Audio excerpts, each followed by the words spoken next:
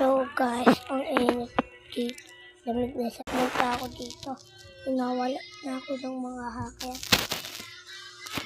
Sa dito ng mga ito kay susunod ako ng hacker. Kaya makakapasok pa din ako guys. Guys, may dito sa tapat ng mga hacker. Kasi guys, malas ako sa susi man. Lagi ko na ako susi ng mga hacker para lang makapasok dito. Nawala itong tatlo, hindi na ako makapasok.